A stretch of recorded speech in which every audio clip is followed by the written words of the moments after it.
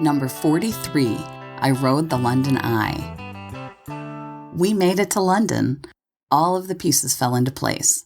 We had already traveled to Dublin and were several days into our stay in London as we made our way to the London Eye, which is where I found myself facing my fear of heights. Of all the things in London I said I would never do, this was top of the list.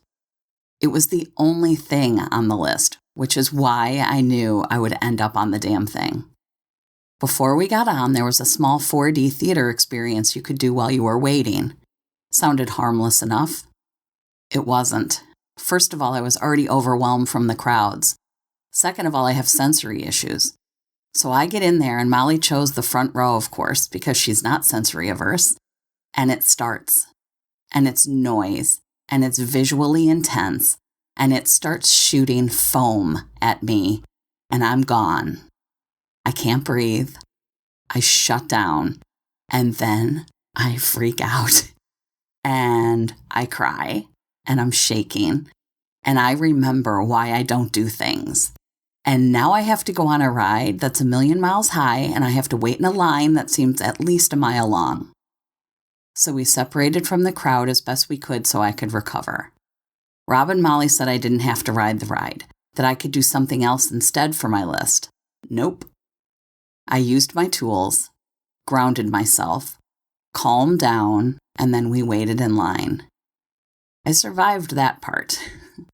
We got on the Eye, and each capsule is a large room with a teak bench down the center. Thankfully, it was not crowded, and it was quiet.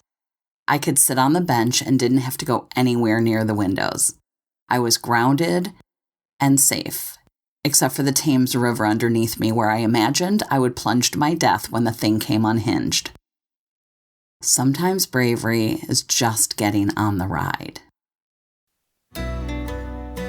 Episodes of Broken to Brave are released every Tuesday and Thursday.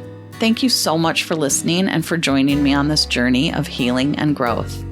If you want to go deeper into this story and hear it from a spouse's perspective, my husband and I have a Patreon-only show where we have an extended, behind-the-scenes discussion of every episode, which also posts twice a week. Here's a sample of our latest Patreon-only companion podcast. So we're not going to talk about the Eye at this point, yeah. Okay? Mm-hmm. But I do want to bring up, you have a history with this that you are afraid of these. Mm-hmm. And if you think about the London Eye, it's huge, right? Everybody's seen pictures of this thing. It's huge. And I have never been on like the one at Navy Pier in Chicago or any of the other, anything else like that. What was it? The summer before, 2 summers before, we went to this little amusement park, and you went on the Ferris wheel at this little amusement park with Molly. Yes.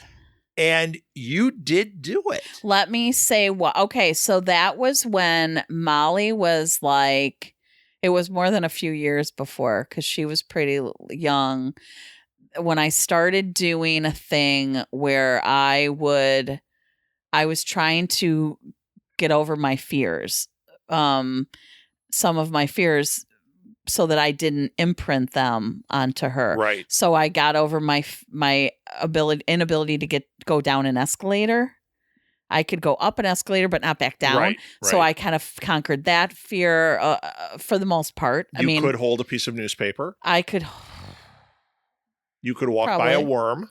Yeah, I could do worms now. Yeah. So there are things like that. So then now she's about, she's maybe 8 at this point, 8 or 9. And we're at this amusement park. And she's like, I want to go on the Ferris wheel.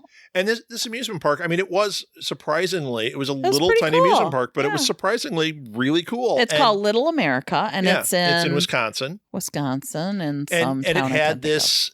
It had a Ferris wheel that was not really big, but it was a regular sized Ferris wheel. But I guess what I'm getting at is this is a step up for sure from carnivals. Oh yeah. Well, so what happened was Molly wanted to go on it, and I was like, oh hell no. And I couldn't. Remember, we went on that. Oh, you got sick. Yeah, we started out by going on tilt-a-whirl, which makes me. Yeah, you were really sick. Yeah, so you were really motion sick. So Molly and I, she was like, really? You're going to not go on this thing? Like, I thought you were working on things, right?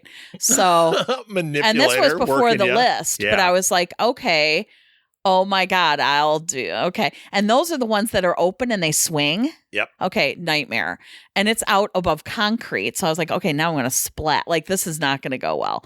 And I was like, if we're going to get stuck at the top. So the whole time I'm like, oh God, we're going to get stuck at the top. And we get stuck at the top for like 20 minutes. Well, they had to have a lunch break. And Molly was like, I understand now why you didn't want to come up here. Now, if this had been any other kid, they would have been rocking it and laughing. There would have been. But not Molly. She's a good kid. The loudest screaming that anyone had ever heard. But she's a good kid. Yes. She's sweet. Well, so she was scareder than I was, I think, at that point. Or more scared? Whatever.